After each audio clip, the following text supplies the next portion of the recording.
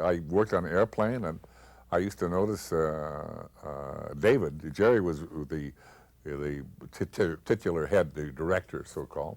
That all three got directorial credits on the film, but they would be watching the scene with the Gipper, you know, where I don't know where I'll be then, but I know I won't smell too good. So they came and they would be watching me do the sequence, and I thought, you know, if they watch too much, they're going to find out that I'm a fraud. But it never turned out that way. They were watching because they had detected in me the same wavelength and humor that they had. And then time passed, and I got a call to come and meet with them. They would like to talk. So fine, go over, and they were talking about making a film, which they were going to call, making a series, which they would call Police Squad. And would I be interested? I said, are you kidding? Would I be interested? Yes, let's go ahead. And we did 6 shows. At the end of the 5th show, the series became, it had started out as 35th and 37th and 42nd. It just wasn't working. For whatever reason, the series was not working. But it was news across the lot at Paramount that, you know, it was a given. This is going to be the hottest success in television history.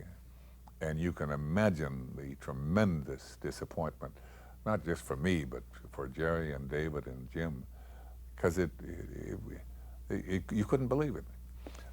And Thermopoulos, who was the head of ABC at that time, he said, well, the series didn't work because you had to watch it. Well, it sounds funny and sounds dumb, but it was true. You had to pay attention. You couldn't look away. You had to watch that to make sure that you caught the humor or where it was coming from. And television, people don't really watch TV. They're around. That's why you can have a laugh track. You know, you can read a book and say, oh, what are they laughing at? What is it? Oh, yeah, that's funny. Well, and then go back. You can do anything you want, but you don't really watch TV. And the television screen is too small, because in the screening room, they had like these things around here that look like screens.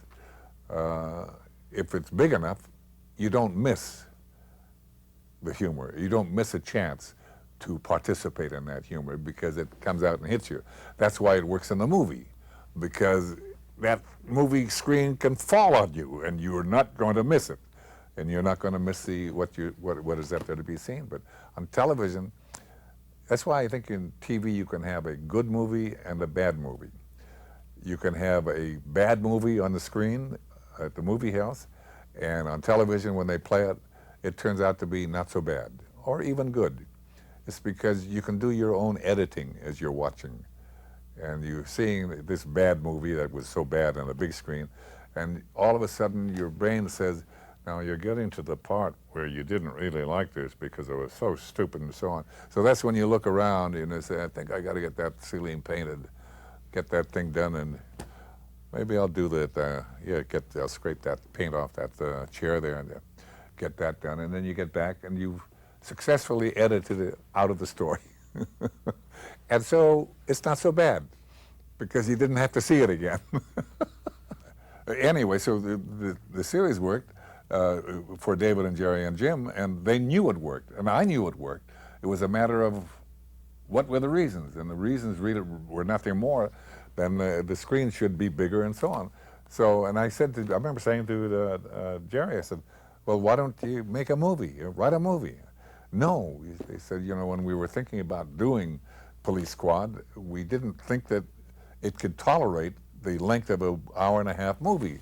So that's why we decided to do a television series, so we could get it down to 22 minutes and we could be funny in that period of time, which was, I think, perfect reasoning. So he said, but no, it's done, it's over, it's finished now. And there I was thinking, well, it was a very sad day to realize. And then I'm working with Barbara Streisand in Nuts out at Warner Brothers. And I get a phone call, and Jerry and David and Jim want to come out to talk to me. And all of a sudden, yeah, oh boy, oh, could it be? And they called on Friday, so I had to wait through the whole weekend, you know, to hear the news I was hoping to hear. And when they came there, their visit was, would I be interested in doing a police squad movie? And I said, "Oh, are you kidding? I would die for it. I mean, it's nourishment. It'll put me back into good health." And in the meantime, also, they were in my little portable dressing room, sitting there, and David is sitting there, and I said, "You know, why don't we go and have some lunch?" When I came in, they said, "No, we're here," and so I never paid any attention, and finally. I think one of the guys said, "Well, yeah, maybe the lunch wouldn't be a bad idea. Why don't you get changed and we'll head on?" I said, "Good, okay, fine." I'm never thinking about changing because I was going to have to come back and get into the wardrobe again. So I go looking for my wardrobe. I can't find it. The pants aren't there, and the golf shirt's not there, shoes, and I'm looking. I say, "Hey, I mean,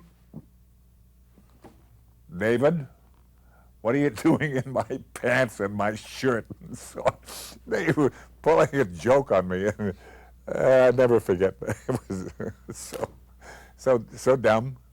That's what kids do to each other, and they catch other kids like me. So it was wonderful. There's nothing mean-spirited in Naked Gun. I don't know if you remember the sequence in the lab where the lab technician demonstrates, you know, that. And he shoots this little thing that shoots a dart into your neck, and you're instant. You just drop like that. You're stunned. So here, let me show you this, Frank, with the new device. And, you know, so here, I'll show it on Ed here. And Ed says, "What?" And he oh, why me? And he crashes. So I'm standing there looking at this, and then the lab technician keeps on explaining to me, and so on, and this is et cetera, and so on, and he says, "You can see in the microscope." And so I get the microscope, and in the meantime, now Ed is coming to, and he starts to stand up, and I'm looking down at the microscope, and I say, I can't see anything." And Ed looks over and he says, "Use the open eye, Frank." Yeah. "Oh, yeah, that's right." Well, there's a choice made there. He could very easily have said, "Use the open eye, Frank. Yeah, we go through this all the time. How many times do I have?" But no, he was being helpful. He said, "Use the open eye, Frank." Oh, yeah. That's an example of nothing mean-spirited, and that was the nature of the animal that these guys created.